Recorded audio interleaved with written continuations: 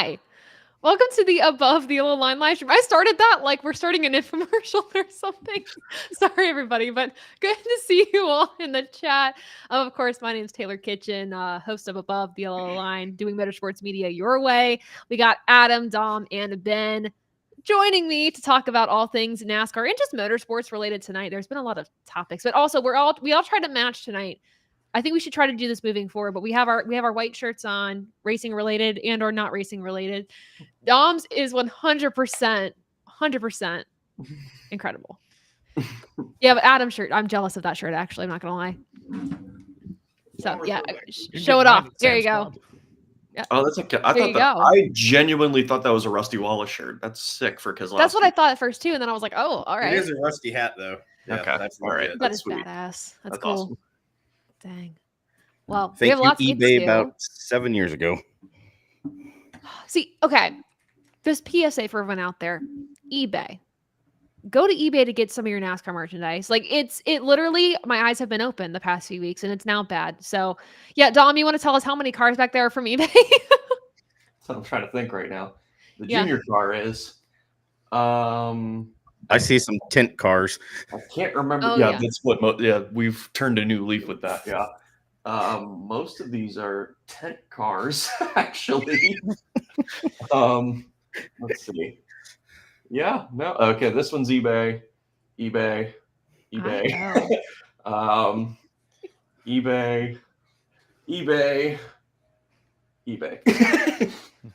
love eBay, though. eBay. But yeah, thanks everyone for tuning in. Matt. Dang. Matt's happy you're here. Yeah. Somebody started off with this, Ravaging Wolverine. Obviously, always good to see you in the comments. But we're going to start off with Daytona, playoff implications of what occurred at Daytona, extra comments, and then, of course, Alexander already is hinting towards this, but we're going to talk about the 2025 schedule. We'll start with that when we go to our NASCAR news and other things that popped up over the past few days. And then, of course, we have our preview of the Southern 500. I will be at the track this weekend, so if you see me, say hey.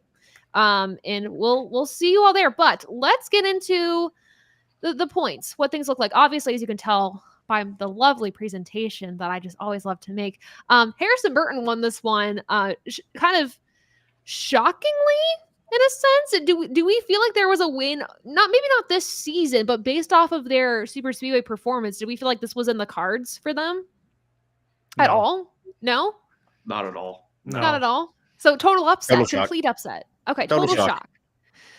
Yeah, Adam, I had a bunch of people over, but Adam came over and we were like screaming at the TV as the final 3 laps were happening, and it was wild. We were basically on the urge of getting the cops called from downstairs. Yeah. We were all jumping up and down and doing spinaroonies on the floor. It was wild.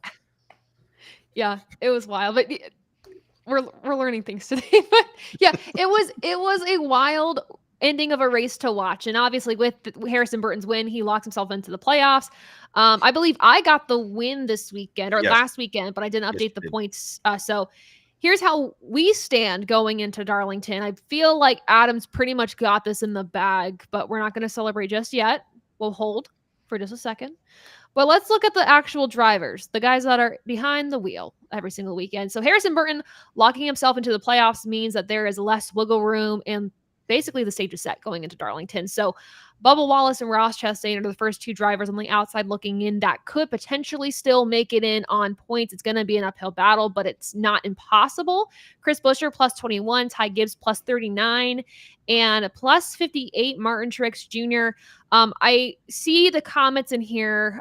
Before I read some of your comments, crew, I want to know your thoughts on the race in general at Daytona, the racing we saw, because I even think it kind of reminded me of just kind of maybe like an old school feel. It felt refreshing to have the racing that we did at Daytona, I think. But that's just me. I don't know. Dom, do you want to start off? I didn't want to step over anybody. Go for it. I was going to say. Well, we're all such good people. We were all waiting for each other to go. Kind of like the last lap of Daytona. Who's getting ready to go? Honestly, 100%. No, I did think it was a good race. I watched 80% of it. back and forth. But it was a really good race. I liked how much 3-wide racing there was without any incident. And then it would back down to 2-wide. Reminded me of the 2023 Daytona 500 where they were 2-wide for almost the entire show, with a couple incidents here and there. But yeah, it was a good race, really good race. And it was an outright win for Harrison Burton. He got the lead early enough in the lap that he had to play a little defense as well. So solidified that he's the race winner. It wasn't a fluke finish at the end or just got to the lead when the caution came out, and it was an outright win for him. So I have no complaints over it. I think he's a deserving winner. It's awesome for Wood Brothers Racing. They've got such a great story that unfortunately, because they haven't been as competitive, it's not as easy to tell. But now that they've got the victory, it's awesome, and super proud for that team to have 100 wins. But yeah, the racing was great. It was reminiscent of old Daytona, and hopefully we can keep that going. 100%. Go ahead, Ben. Adam. Go ahead, Ben. I'll just reiterate what Dom said. I watched the tape back of the race. I didn't get a chance to watch it live. I thought it was a very good race from what I did see. I'm more so happy for the Wood Brothers. I've been a fan of theirs forever. I come from a Ford family, and they are the quintessential Ford team, in my opinion. I think it's really cool to see them kind of have their moment finally with this, because it's been so long since Blaney in the 99th win, and they've had, counting Harris, and 3 guys in the car, and they were close a few times and couldn't get it done. They've had several years where they've regressed back from their years of having Trevor Bayne win the 500 and Blaney be in that car. So it's really cool for them. I think it's nice. I don't mean this in like a negative way towards other people, but it's nice to see a good guy win. And I think Harrison at the end of the day is a good guy. Yeah. So like, it was cool. It was, and like you said, it felt very like 2008 ish, 2008, 2009 Daytona to me. It was very much a race of that style. Like, I couldn't help but, and I think they brought this up in the broadcast too, about how Kyle Busch, like in 2009, when he like got killed on that last lap, when he was in the Interstate Batteries car and got killed on the wreck on the last lap coming to the checkered. I think that was 2009. And I felt like that race, like it felt like that all over again. And I was like, man, this is a fun race. Like, you had chaos, you had names that you never, like, it felt good too, because you had names you never see up there, like Parker Retzlaff, like Harrison Burton, so on and so forth. So I agree. I think that was the best next gen race at Daytona so far. 100%. Yeah, it was enjoyable from start to finish, and the fact that we got to see every green flag lap live. Yeah. Bring it back. And it also shows that it works. I was looking at some of the the stats or the ratings and whatnot, and it looked like it was one of the more watched races because of that fact. Yeah. So the side-by-side definitely worked, I think. And even too, I saw fans complaining there's too many side-by-side commercials. I'm like, well, would you rather not see the race, or like what? We have to compromise. We have to be somewhat happy. And this was the good compromise. So good for NBC NASCAR for making those changes. Everyone is making the comment in the chat too about like Lee Diffie's call. Talk about a guy who could put a story together like instantly.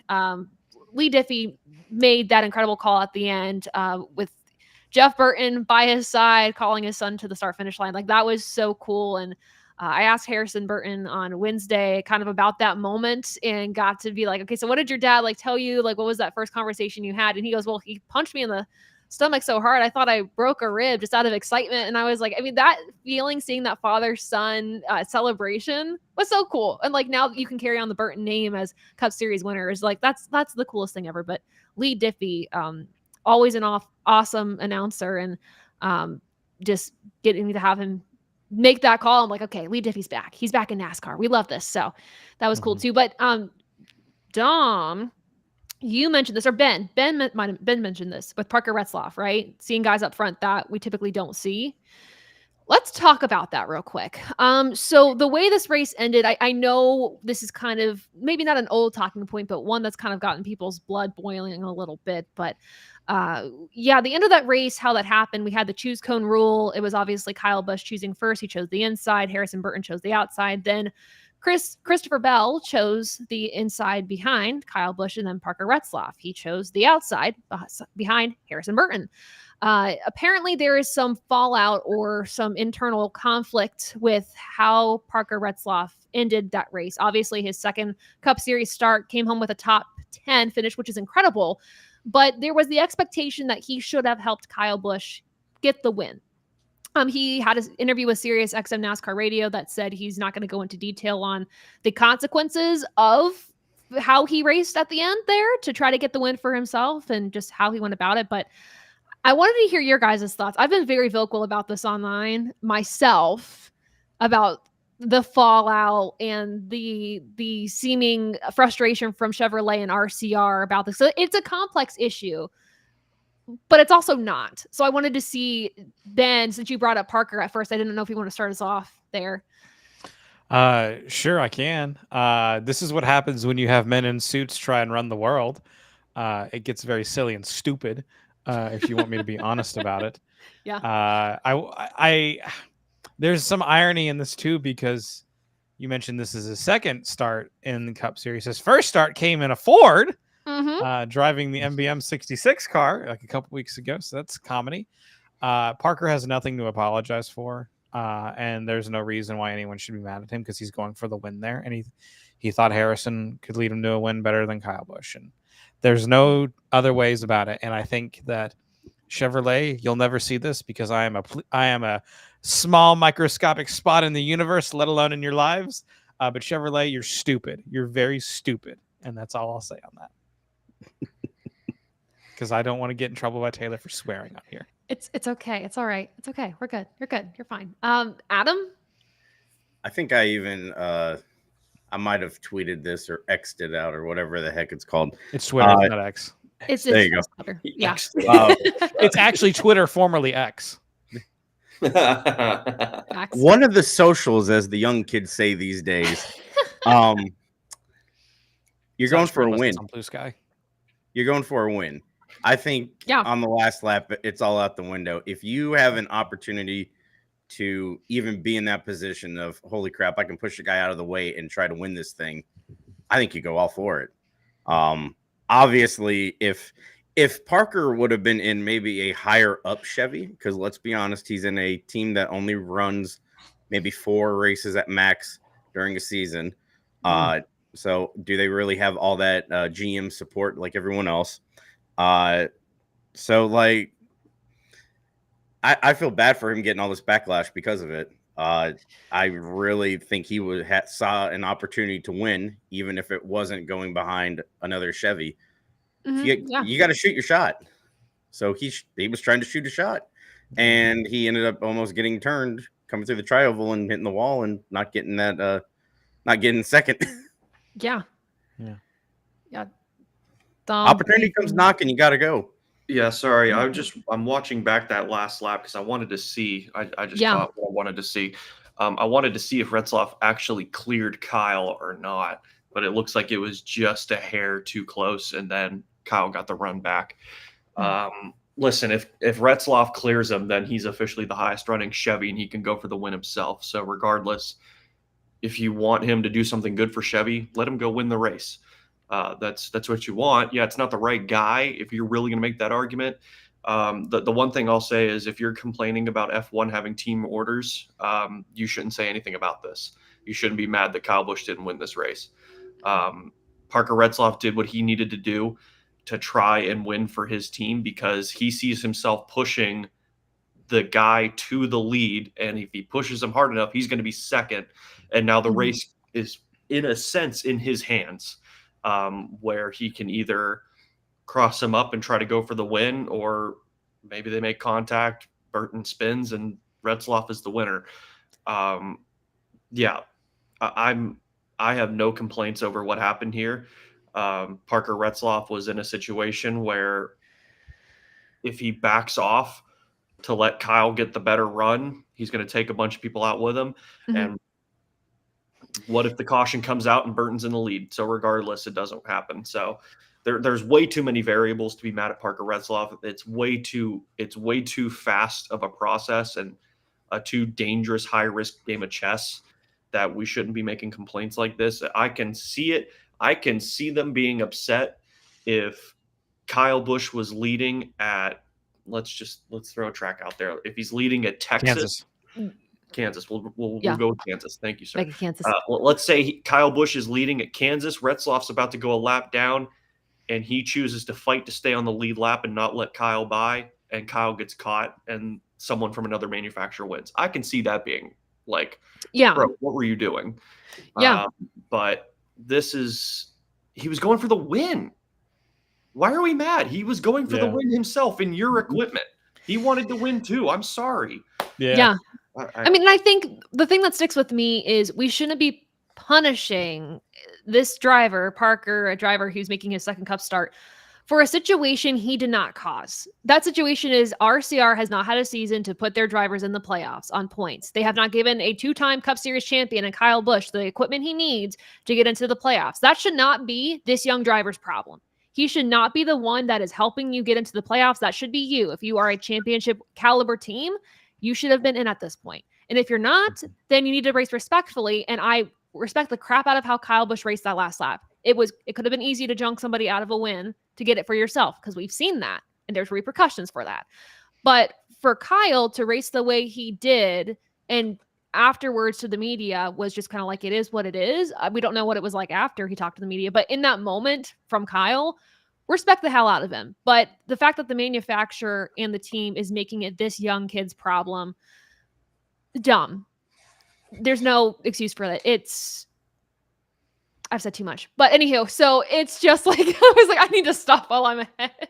I was going to say, I wonder too, in Kyle's situation, I think part of the reason why he wasn't more aggressive going for the win. I mean, he double faked Harrison trying to get by him. Oh, he did. He threw everything but the kitchen sink at him. But because of certain events recently, Richard Childress Racing is under a microscope, and they know any sort of rule bend or rule interpretation scenario, they're not going to win that argument. So that probably had something to do with it. I mean, he raced him so clean, which is so respectable for a 2-time Cup champion who has had the situation of blocking, and instead of backing out of it and trying to see it to the finish, just cleaning the guy out. And Kyle being wrecked by Tony Stewart in 2009 has been alluded. Shout out. He raced clean to the line, and he came close. He was still side by side with him coming to the line. He came close, but I appreciated his answers at the end. It's like there's a right way and a wrong way to do it, but second place pays a lot of good points. Yeah. So obviously going into Darlington, looking at the point situation again before we kind of move on to a different conversation here, Kyle Busch has been in a must-win situation for the past so many weeks. He still is going into this race, but I wouldn't say that a win could be out of his reach. Obviously, it depends on how RCR, unloads their cars this weekend, how they do. Go ahead. I honestly think he's been on a must-win since Phoenix. Yeah, he had a really good first 3 races, and then collapsed. Starting at Phoenix. That's fair. Yeah, and I think RCR, I mean, Kyle Busch even said, for Richmond, the number 3 car went kind of off the path of what they were doing, and they found something, and they were like, all right, I guess we'll kind of go to what the 3 car is doing, and hopefully it helps us. And it seems to have helped at least at Daytona for Kyle. Hopefully it'll help at Darlington, but ran good at MIS as well. Yeah, 100%. So, point situation heading into Darlington again. Bubba Wallace, Ross Chastain are below that cutoff line right now. What's going to be really fun about this race is all of those drivers that can get in on points. This is a good track for them.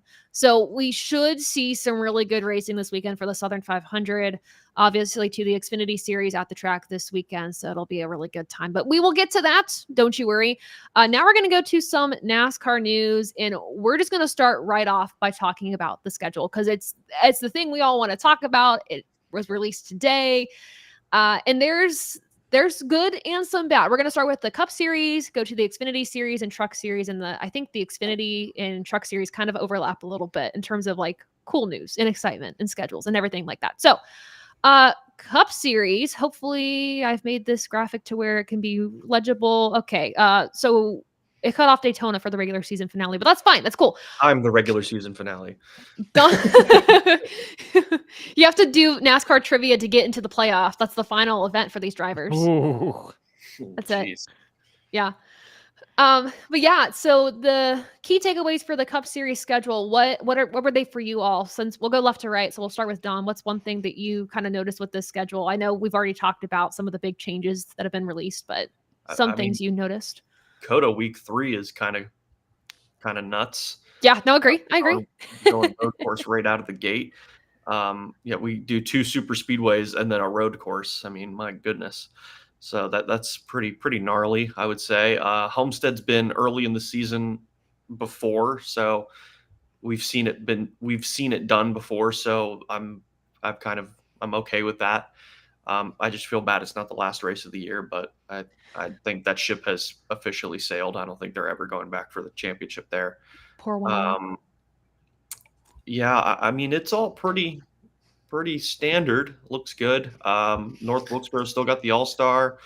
600's good. Nashville after the 600 is good. I think maybe let's get there before it gets too hot. So I don't know about that, buddy, but okay. MIS in June. I mean, at this point, they're just. It doesn't matter when they go; it's going to rain. So. Yeah. Everyone was saying, oh, well, they're moving it to June, maybe for better weather. Well, the last time they raced in June was 2019 and 2018, and it rained both times there. So it's also the state of Michigan. So yeah, nothing good ever happens there. Nope. Mexico City, obviously, we all know. Yeah, if you want to see where my bias is coming from, here it is. IO. Let's go. We don't cheat our way to success, but that's for another stream. Yeah, I'm still not in love with Chicago. I really am not, because you've got such a great facility out in the outskirts of the city that's just rotting right now. Sonoma Atlanta, Chicago Street, Sonoma is a wild trio. That is a wild trio. And then Dover in the summer in July is pretty wild. But other than that, I mean, it's pretty solid. Iowa getting moved to August. We'll see with that, if that changes anything. I really don't think it does, though. But yeah, no, pretty solid. Ben?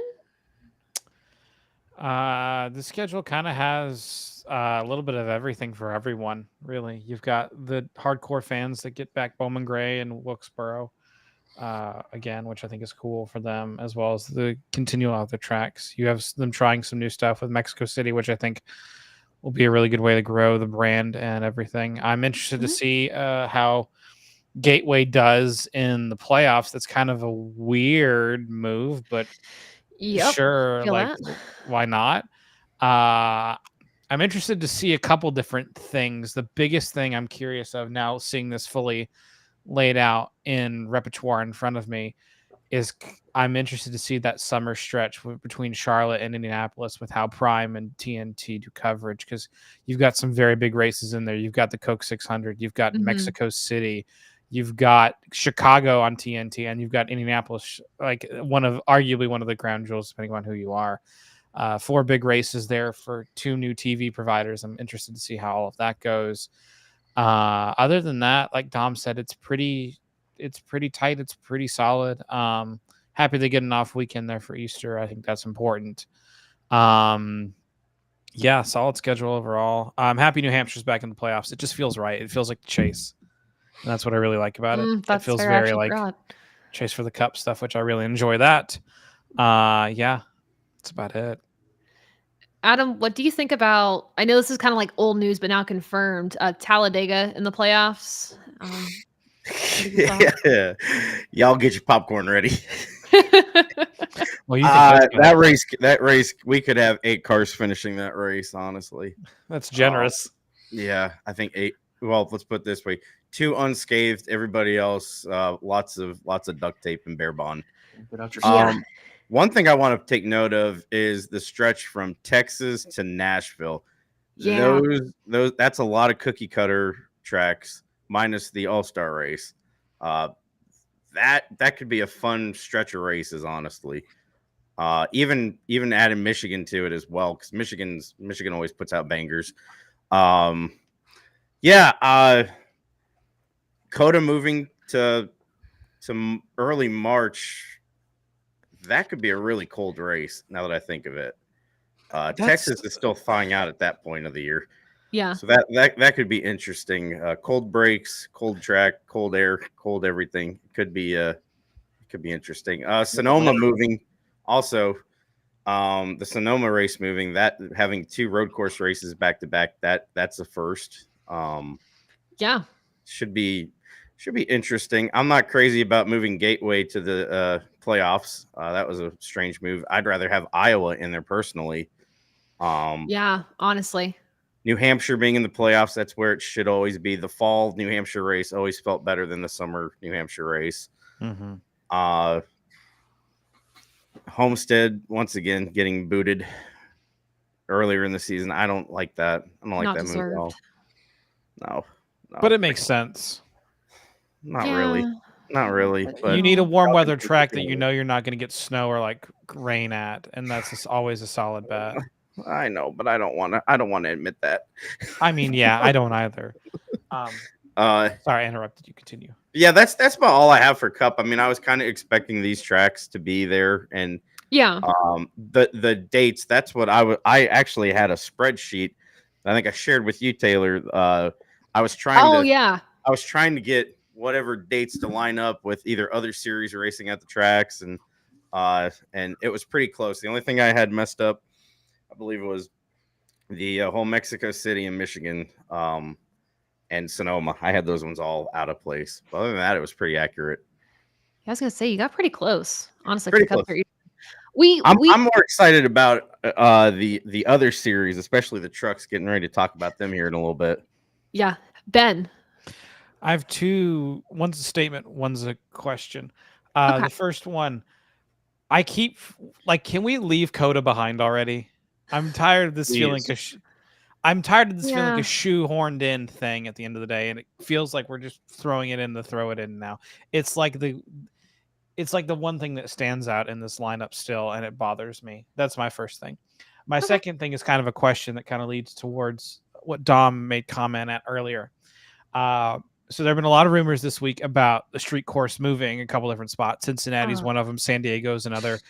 Would you be okay with the street course if it moved to a different city, or are you just fully against it altogether?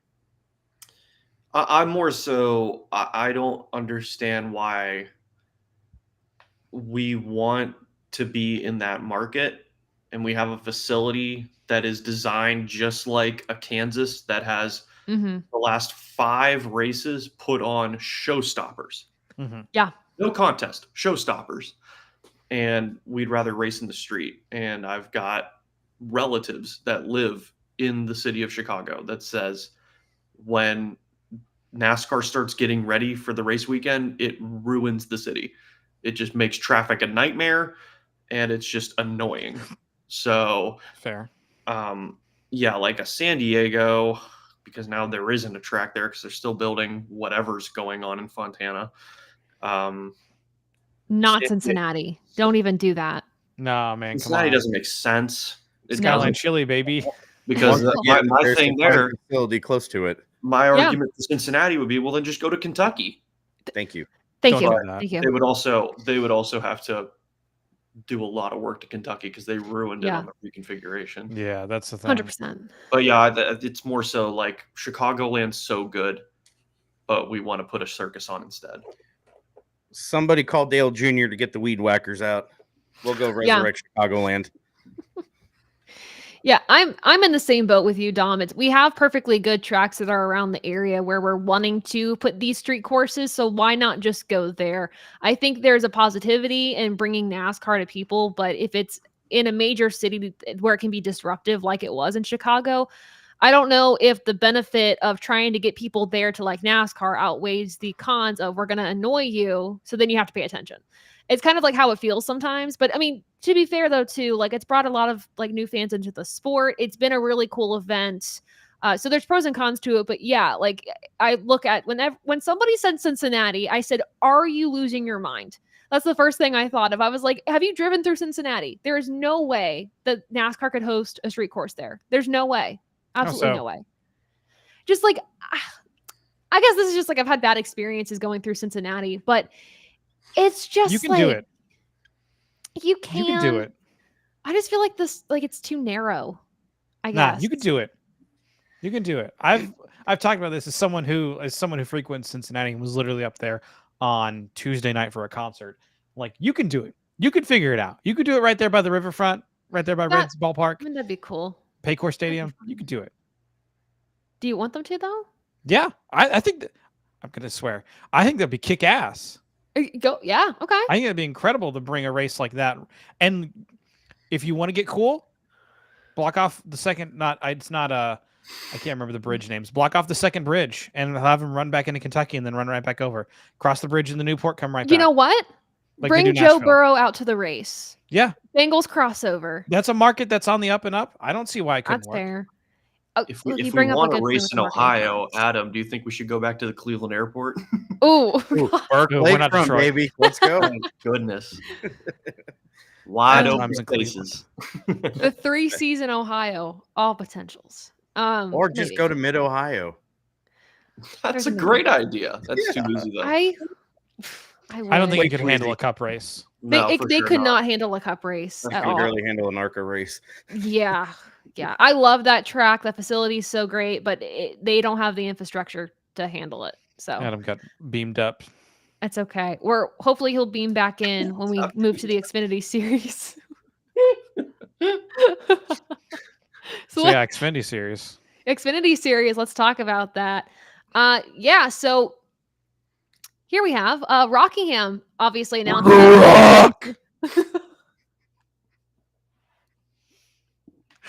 I don't think that was that funny, but sure. Sorry, I was just so thrown off. Okay. I'm going to rock and roll and rumble. Leads into the truck series announcement. That was the main takeaway for me with the Xfinity series schedule, quite honestly. Otherwise, I don't know if there were major differences I noticed besides just like dates moving around. I don't know. Yeah, it's exact. It's just like the big ticket is Rockingham, but everything else is very much the same as the Cup race schedule. I did have one big gripe though that I wanted to mention here. Chicago Street? No. Portland.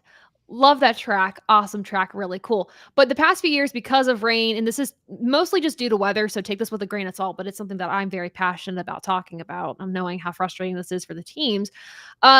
Teams have struggled to make the turnaround from Charlotte to Portland.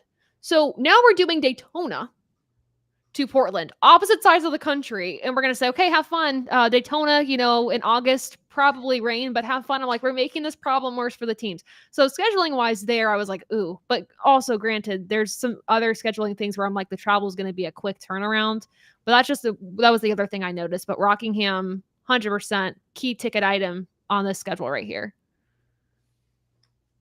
So I don't know. I mean, I think the other thing too is Gateway's on the schedule this year for Xfinity. It's only been Truck and Cup, so good to see them going back there. Yeah. Get Carl Edwards and Brad Keselowski in that race. That's all I ask. They gotta be the pace car drivers. He ain't gonna kill my boy. Go kill my boy. Everyone's so ready for Rockingham. Let's go to the truck series because there's not to say that it's a bad thing that we don't have a lot to say about the Xfinity series, but I feel like there's a lot to say about the truck series because just personal opinion inserted into here. It's a banger. I feel like the truck series schedule was fantastic for 2025. So let's give it a look. Here we have it. I don't know. Does anyone want to go? Adam? No, maybe. I'm still not here. I don't think. That's okay. The Rock and the Lime Rock. Lime Rock. I think they're not just boulders. They're rocks. Exactly. The Lime Rock snag is actually really cool. Yeah. I think this is a fun road course. I think this will be really exciting. I'm looking forward to that one, and I know Rob's excited about this one too because that's just another race in the Northeast. That area has been drought of NASCAR racing for the last handful of years. So Where's good to get Bravo? another race up there for sure. But other than that, schedule looks good. We'll let Adam talk about the playoff portion of the schedule whenever he comes back. But I think obviously Rockingham is great, but Lime Rock is a really awesome pickup. Yeah. 100%. Yeah, everyone seems to be excited about Lime Rock. I thought that was a really cool get. Yeah, and just going back to Rob, he's not here to speak on the show, but I will speak for him.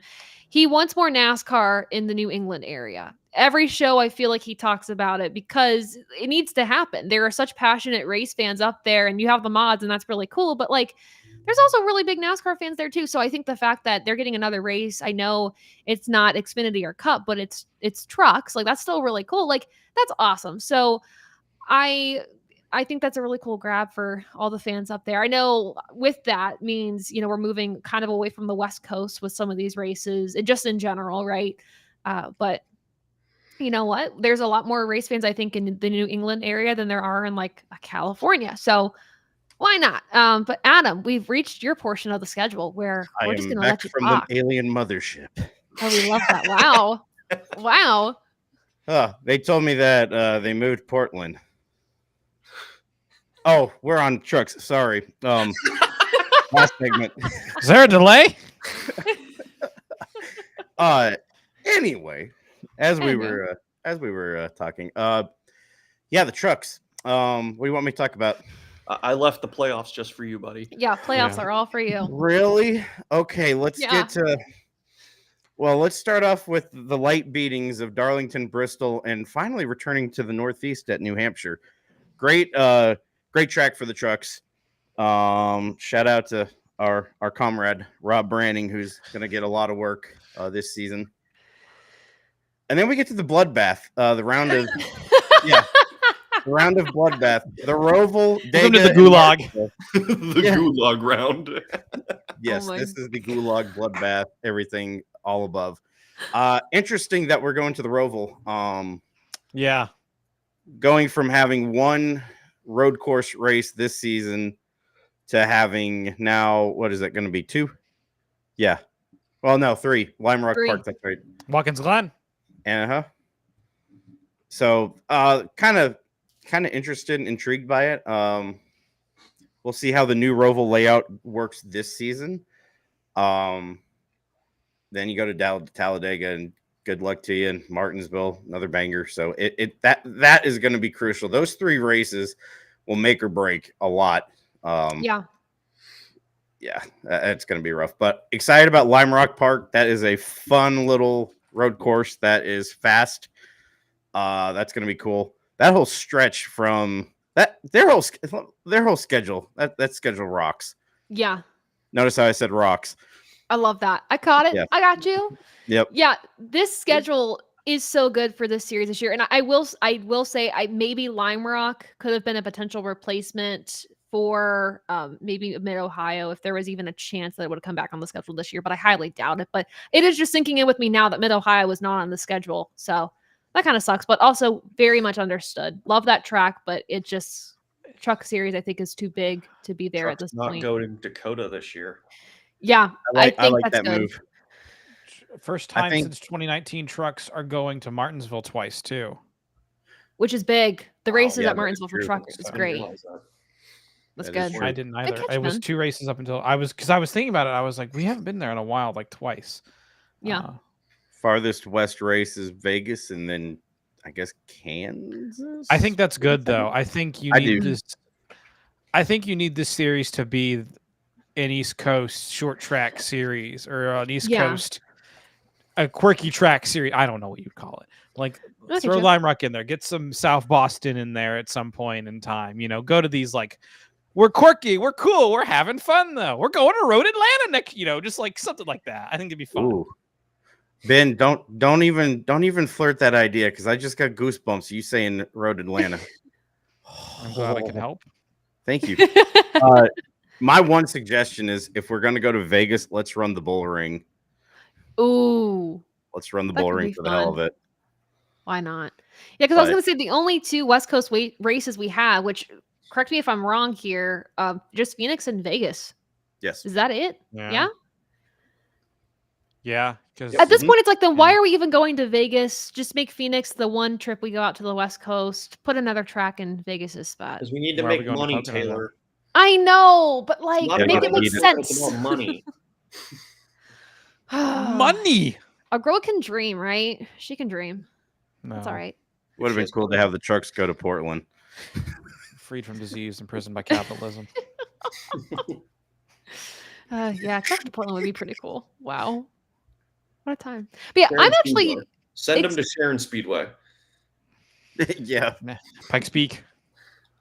There's so many trucks that they could go to. But yeah, I am kind of excited that they're going to the Roval. Oh, resurrect that. No, man, that's gone. That's long gone. Long gone. She's gone.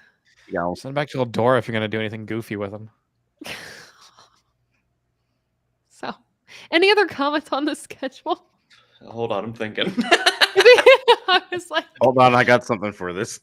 I am excited that the Roval is the truck series will be going to the Roval. Will it be a cool show? Who knows? But like the fact that it's a cutoff race for Xfinity and Cup, and it's the beginning of a round of the playoffs for the truck series, I think makes that a fun kind of storyline weekend. Thinking of it from a media perspective, but I'm also just really curious how the trucks are going to run there. I suspect it'll be.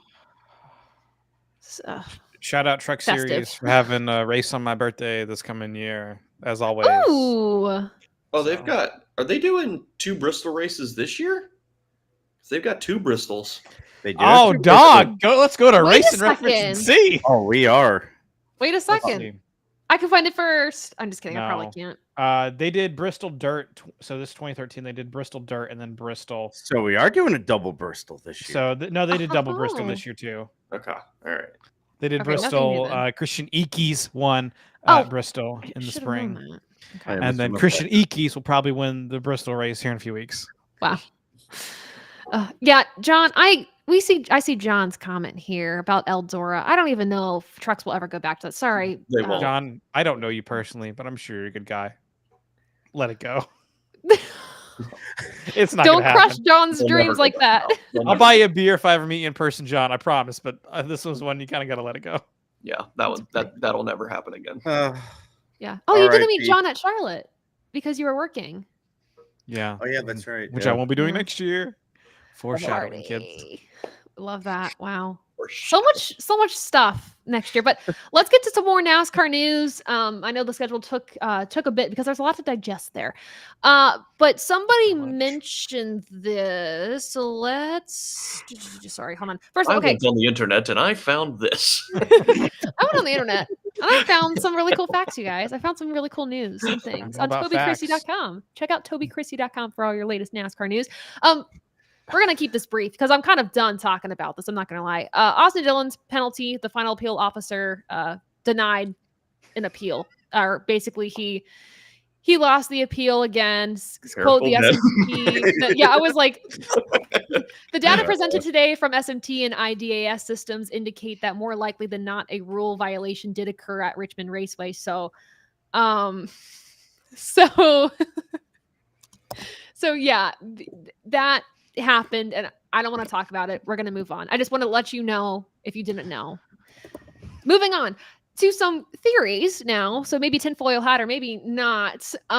So there could be a new streaming channel for NASCAR called Fast instead of Speed. Fast. Somebody kind of sleuthed this out. There was a job posting a few days ago on the NASCAR website, or not the NASCAR website, but like on Indeed or something like that, saying, hey, we're looking for this person to help manage the NASCAR channel called Fast. And so then it's like ask this whole question of, will we have a new streaming platform? What does that look like? So my question to you, because none of this is confirmed, NASCAR didn't issue anything confirming that this will happen, more so just confirming the job is legitimate. Are you guys down for like a streaming service for NASCAR?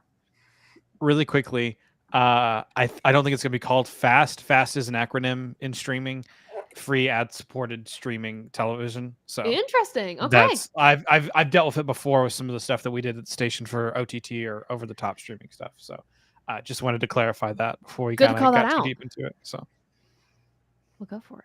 So Oh, you want me to go? Oh shit. Oh, Yeah, sorry. go for it too. No, go for it. Like if we do get a streaming service based off of this, like I think it's one of these things that like it's cool, and it's going to be very cool for us who are very the target demographic. But if you don't care about the sport, it's not going to matter to you at the end of the day. Because my mind is okay. You can build it, but you got to fill it. And what are you going to fill it with? Content. Feed the beast. Yes, but like what? Like who's making this content at the end of the day? You know, like obviously we've got NASCAR Classics, which they could totally make a whole subcategory of on this channel with, and that'd be awesome. I would love that, and that's probably what they're going to do with it. But like, what else? Like, is this going to be? Are you going to do stacking pennies on here live? Are you going to do? I don't know. Whatever other NASCAR brand podcasts that they have that airs on, I don't know. I don't listen to podcasts anymore. I just listen to albums. I'm old. I love that though. What if I? But like, you know, you can build this, but what are you going to fill it with, and what's going to keep people coming back? It's not surprising that this is going to exist because you have so many other things like this that exist already. So, I mean, heck, Chick-fil-A is looking to make their own streaming service apparently, so anything's possible. I got nothing on that one. That's the whole thing. I present to you Nugget Division 24/7. This channel's PG, so I'll hold my fire. Yeah, hold your fire. Ease up. I agree with Ben though. Like this is kind of one of those like, not that it was inevitable, but it's just like, okay, that makes perfect sense that they're doing this because they're just keeping up with where all the other trends are going. So I hope it works out because I loved Speed Channel, but also Speed Channel had more than just NASCAR. It had it was a car enthusiast's paradise. Speed Channel, which I know Mav TV has kind of picked up the scraps of what Speed Channel was without all the racing on it, or the big dogs of racing, and they've got racing on there, just not like NASCAR. But no, it was something that makes sense that they're going to do. Hopefully, more information comes out about it in due time. So it kind of clarifies what it actually is they're thinking about doing. It seems intriguing, but we'll see what they're actually planning to do with it because they can go a lot of different avenues with this. Adam, before we move on to a piece of news that I want you to talk about, what I'll basically tee you the piece of news and you can just go with it. Anything else you want to say about the streaming potential, maybe? I'm game for it. Just be interesting to see what they put on it. That's all I got. One last thing I'll add on to the streaming thing. Go for it. And this has nothing to do with NASCAR, but somewhat to do with NASCAR. So earlier this week, the Anaheim Ducks, the NHL team, announced that they're changing their broadcast rights to where all of their home games will be streamed 100% free locally on Victory Plus, which is like a new streaming channel for sports altogether, as well as they'll be aired on local affiliate channels like Fox Plus and Channel 13 in the Anaheim area. So if this gets to a point where, obviously we know NASCAR is building this big new production facility, or it's already done, one of the two. It's already done. It's beautiful. Yeah. So like if this gets to a point where they can do in-house stuff, then you've got the avenue right there. You can walk right through the door and do your own thing, and you've got full control over the ball, and it's in your court. So it's just something that occurred to me this week with this Anaheim Duck stuff was like, oh, maybe this is the avenue they're looking to take a couple years down the line once the TV deals kind of reset and things get moved over. Or maybe they'll do NASCAR Kids broadcasts like they do F1. Who knows? And that's a good point, Ben, because while Xfinity is going to be moved to the CW, that whole production's coming out of the Concord building.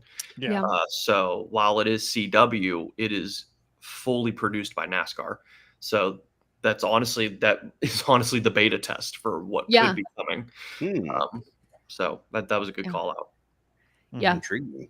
Good call. The facility too is great, state-of-the-art equipment. I believe MRN is now in that facility as well too. So doing a lot there. But the next piece of news I want to get to before we move on to our preview, unless I missed some things and we can talk about it too.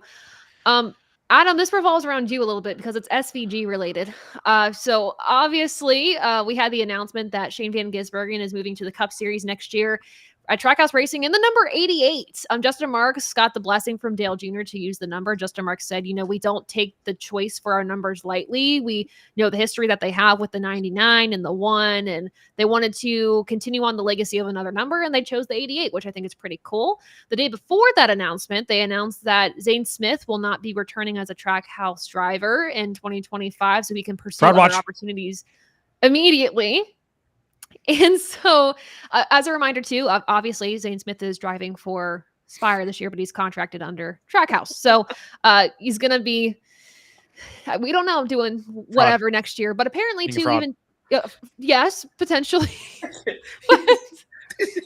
We're just going to roll past that. Stand you, Ben. But apparently, according to Kevin Harvick, the likely landing spot that he had maybe at Front Row Motorsports, which is where he won his Truck Series championship in, might not welcome him back. Apparently how he left Ford did not really go well, or Ford didn't like the way he left. So that door might not even be open. So Zane Smith might have a tougher time than originally thought for finding his next ride. But Adam, SVG's your guy. How do you feel about that? Him going to Cup? I knew something had to have been coming, especially over the last week when they announced that he was going to run the majority of the rest of the Cup schedule in the 16 car. So that had me really intrigued. And then when I heard, oh yeah, he's going full time. Yes. But when they announced the number, I'll be honest, I kind of was shocked at the number. It had my head spinning. But I mean, the end goal for SVG after winning Chicago last year, the end goal was to eventually get to the Cup Series and not take forever to get to it. So sounds like mission accomplished. We got to the Cup Series. It only took 2 seasons technically.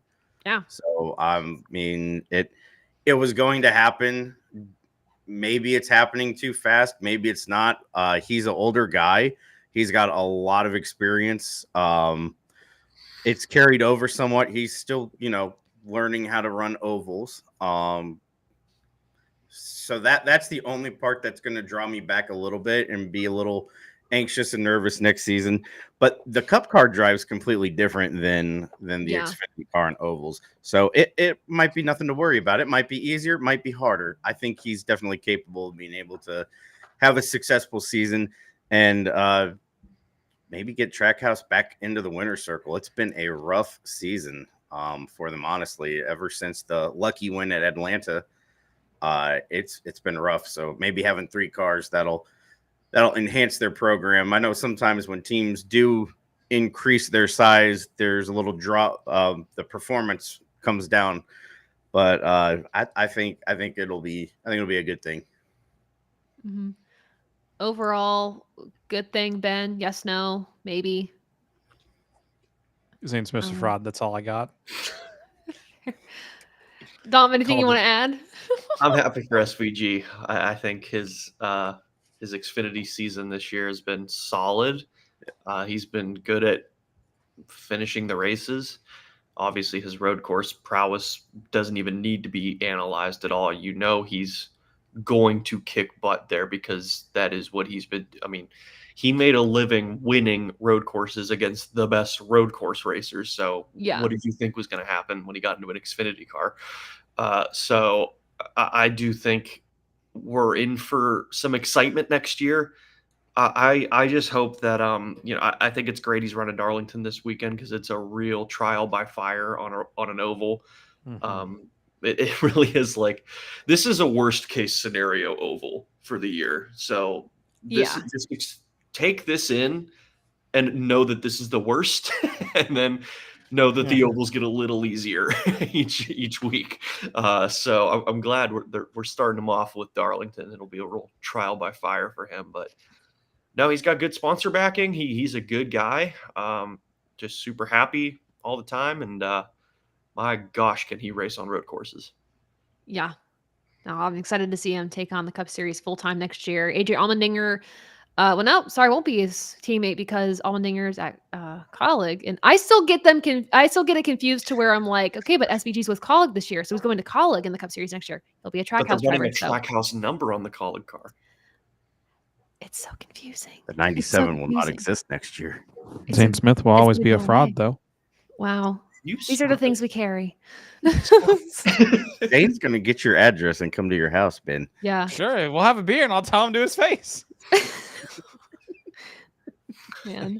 You'll answer the door. I see we've been upgraded to a fraud warning. A fraud is imminent. A fraud is imminent. I do hope he finds a good place to land. He has had an awful rookie season, not at all what was expected. I even remember during the press conference for Zane Smith, they were like, the goal is 2025, we get him in a track house car. And then with SVG, the thought process was, we'll see where this goes. And now it just totally flipped. Like the exact wording was, Zane Smith 2025 should be driving for us. And it's just totally flipped. This is what happens when you have SVG come out and show off as he has, but then you've also got the hottest hot shoe in all of racing right now, and Connor Zilic ready to go at a moment's notice. Like seats are filling up. Yeah. Hold on. Fraud. Ilias. Oh my goodness. Cool. Any other pieces of news that we did not talk about in the schedule now that we can think of that we need to address on the show? I thought of something. I'm probably overthinking this, being a little conspiracy theorist, but what if, so SVG's running the 88. What if Connor Zilic runs the Trackhouse font 88 on his Junior Motorsports Xfinity car next year? Could you imagine? We've hit tinfoil status. Everybody, get your hats. Get your hats. I don't have one readily available, and I'm not going to put a shopping bag over my head and suffocate myself. Oh, the poor M&Ms are getting crushed. Crispy M&Ms. Oh, that's going to hurt if that falls. I swear, you guys, we're professionals. We work in I'm not. I swear. Just do that. How's that? Oh, how's that rap album coming over there, buddy? His next hit, Fraud Watch. Let Dom cook. Let Dom cook. Let him cook. Honestly, that's actually a really good point. I like this theory. I like this thinking. It's not going to that works. It's okay. It's all right. It's cool. We tried. It's okay. I guess there would be one more, maybe, I don't know, not even conspiracy, but the mystery final charter. Where's it going? Yeah. Is it go to RFK, which apparently is going to get sponsorship from Kroger? Do they have the backing, or is it going to go to 2311? Does the rumor still stand that RCR might grab it? We don't know. Maybe a team's already grabbed it, but they haven't announced it. I think it's going to Taylor Kitchen. Oh yeah, we're gonna start a cup team just from nothing at all. They did in Days of Thunder. I don't see why we can't do it. Honestly, let's Days of Thunder. Thunder. Oh my gosh! Sideways that car got. I'm too excited about this idea. I can't talk. Wow! Let's form a team. I mean, the caution's out, but my goodness, was that for the wall, and you saved it. Our expectations were low, but whoa. Yeah. Talking's fun. Sharing ideas is really fun. Everything's fun. It's fine. Speaking of fun and things being fine, our preview of Darlington. Oh, what a segue. Good job, Taylor. High five. All right. So let's go. We'll be right back. Yeah, sure. We're talking in the third person now. Ben thinks this is a good idea. I'm off my rocker today. I'm sorry. Okay, Dom. Projected top 10. We can stay in the third person. Here's Dom's projected top 10, presented by Dom. Oh, I love how Reddick's already on his side. I could not find it. Good grief. I could not find when I did these graphics yesterday the normal version of his car. So this is what we had to go with. All right, shout out. You tried. That's just so funny to me. I'm sorry. So here we go. This is Southern 500 stats, not total Darlington stats. This is only the Southern 500 numbers for these drivers. And this is your top 10 or your 10 most likely winning candidates. I'm going to start from the back. I'm going to start with Eric Jones. This is the best sleeper pick you can have for this weekend. 100%. He going hard. Very hard. He has an average finish of 8.7 in the Southern 500. He won in 2019 and 2022. Only one DNF, and he's been running this race since 2017. 4 top 5s, 2 top 10s.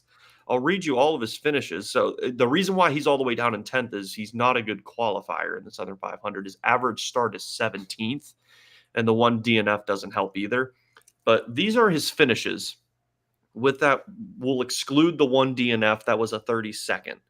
5th, 8th, 1st, 4th, 1st, 10th. Those are his finishes in the Southern 500 with one DNF.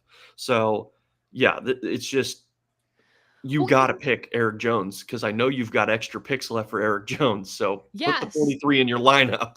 And the other thing too is, oh, go ahead. Sorry. Oh, I was going to say, like, the other thing too, which we've already discussed, is this is one of the toughest tracks. It's a veterans racetrack, and to know that Eric Jones has been able to win it before in that number, sky's the limit. Potentially. Yeah. But no, true. If you have picks left over and you have them for Eric Jones, put him in your lineup. Put him in your garage. Something that's crazy that people will forget is when he won his second Darlington or his second Southern 500, the name of the team was Petty GMS. Mm-hmm. Yeah. GMS. It's like a fever dream. So let's go back up to the front. I mean, the numbers shout Denny Hamlin. And first of all, that paint scheme is hot for this race. Looks really good with the flying 11. Yeah, he has the best average start. I mean, he's been running this race since 2006, and he still has the best average start of 7.8. He has an 8.3 average finish. He's won this race in 2010, 2017 with a little bit of controversy, and 2021. So he's a 3-time winner of the Southern 500. He's got a pole position as well. He has led more laps in the Southern 500 than any active driver. 910 laps led in the Southern 500. And he has 9 top 5s, 4 top 10s. So if you're looking for anyone to bet on this weekend, Denny Hamlin's your guy. Second is Brad Keselowski, the 2018 champion of the Southern 500. He has a 9.9 average finish. So another guy in the single digits for average finish. 1 pole position as well, 4 top 5s, 5 top 10s. So a very consistent Brad Keselowski. And again, your first 2 guys are 2 guys that have, for as tough of a race as this is, they've never DNF'd the Southern 500. Crazy. Third is, I mean, you want to talk about a guy that has just been on a tear in this race, Kyle Larson. If you're not picking Denny, you got to pick the 5. Larson's the defending winner of the Southern 500. He's been running this race since 2014, and he has an average finish of 6.1. The winner in 2023, 5 top 5s, 2 top 10s. Let me go through his finishing numbers. 8th, 10th, 3rd, 14th, 3rd, 2nd, 12th, 1st. So, yeah, just disgusting numbers for Kyle Larson. Yeah. Looking at his, he has an average start of 9.9, so he's single digits on both ends of this.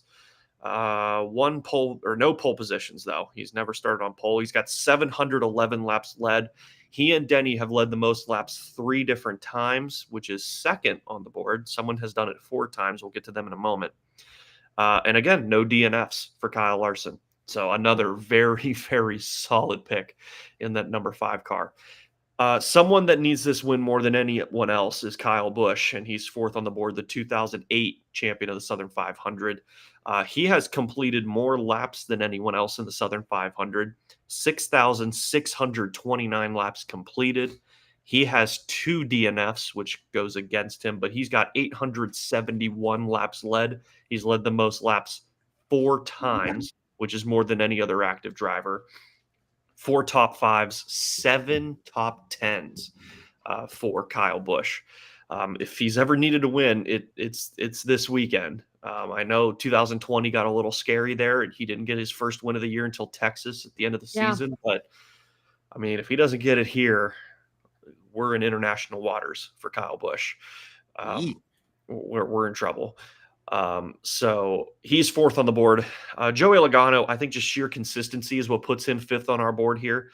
1 pole position. He does have a DNF. 5 top 5s, 3 top 10s. He's got 5,400 laps completed. He's led 167 laps as well. So not too bad, but his average numbers aren't too extraordinary. 10.1 average start, 13.9 average finish. So just kind of right in the middle there, but consistency is key, and he gets you that. So 6th is Ben's hero, Martin Truex Jr., the 2016 Southern 500 champ. Beautiful looking race car too. That's an awesome Bass Pro Paint scheme. What do I have for him? Yeah, the 2016 winner. He has 1 DNF, which puts him down to 6th. 3 top 5s, 4 top 10s. He's got that win, which helps him out a lot. He's led 477 laps and has led the most laps once. He's right there with Kyle, 6,200 laps completed, but that 1 DNF unfortunately went against him. On his side is Tyler Reddick in 7th. Hopefully he doesn't finish like that. If Chris Buescher has anything to say about it. Nice. Tyler Reddick has only 4 Southern 500 starts, and his finishes are, his last 2 have been much better. He started with 23rd and 18th in his 2 starts with RCR, and now so he had 3 starts with RCR, 2020, 2021, 2022, right? Yeah, I believe so. Yeah. So he has 3. So 23rd, 18th, and 3rd. And then his first one with 2311 was a 2nd. There it is. Upper deck. Yeah. Thank you. You're welcome. This must have been uploaded today. Lovely.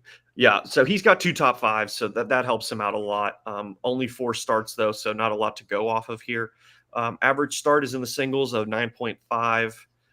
Other than that, he's got 90 laps led, but only 1,400 laps completed, so not as experienced as the rest.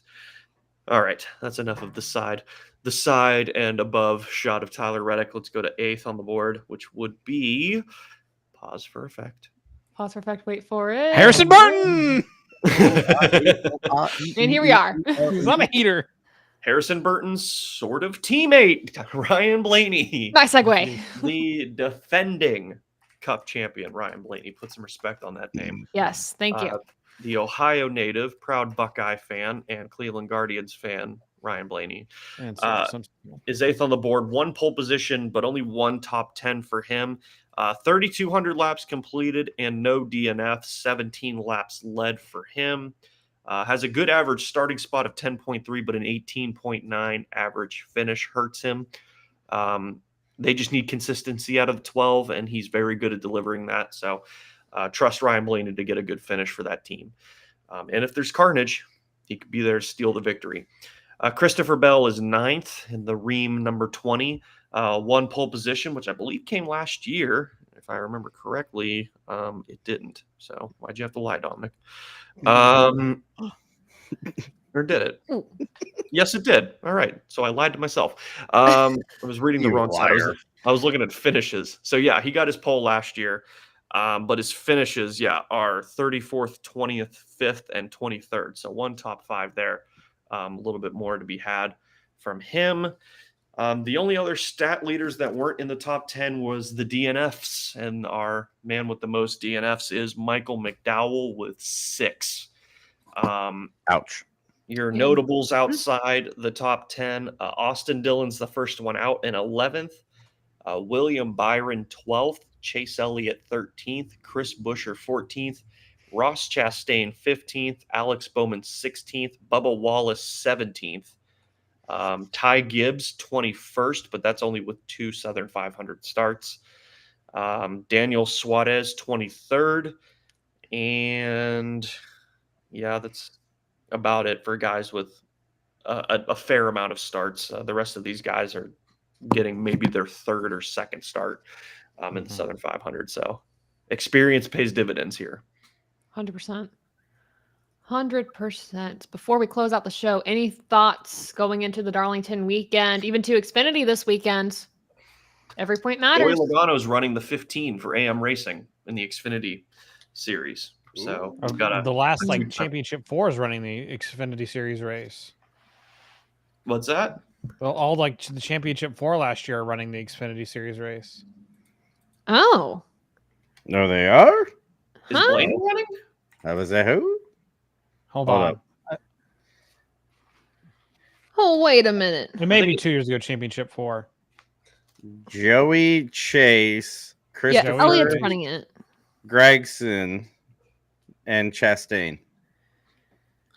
Okay. So we're thinking more circa like 2023. We're close. Either way, Yeah. there's a bunch of We Cup have guys. there's quite a few Cup guys out there. Look, I'll just leave. I'm gonna head out. All right, I'm head out. I'm gonna head out. So Anyhow. Logano, Elliott, Christopher Bell, Noah Gregson, and Ross Chastain. Those are the Cup guys. Yeah. Okay, cool. Yeah. Should be an exciting race. Cool beans. Lots of storylines. Let's go get sun poisoning down at Darlington this weekend, guys. Yeah, it's gonna be fun. Be a little steamy. I don't want to put this into the world, but weather, It's okay. it'll be okay. It- Okay. Yeah, there might be a brief shower, but it's not going to rain the thing out.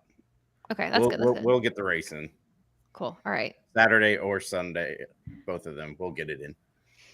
Sounds good. And so just happy Labor Day, everyone. Safe travels Yes. wherever you go. Have fun laboring on Labor Day. Woo! I go to a Reds game. pretty much. Yeah. I'm going to go from my bed to my couch. I wish, man, that sounds lovely. But yeah, everyone, stay safe this weekend. Wear sunscreen if you're going to go to the racetrack. That's important. There it Hydrate. is. There it is. There it is. Everyone hydrate, of course, as always. Thank you so much for joining us for this live stream. Go to tobychristie.com for all of your NASCAR news. As things pop up this weekend, I'll be writing stories. And obviously, Toby, as always, will be writing. Joseph, the whole Toby Christie team will be making content this weekend on the website. So make sure to check it out. Also, of course, go to AboveTheYellowLine.com for more about us, your ATYL merch, and ways to find our social media profiles. Also, I did a really cool interview with Harrison Burton with Racing America. You should all check that out. Go to Racing America's profiles as well to give them a follow, support them. They make excellent content at the short track level to the NASCAR Cup Series level. So pretty cool there. I don't think I'm forgetting anything. I will see you at the track this weekend if you're going to be there. Everyone stay safe. Happy traveling. And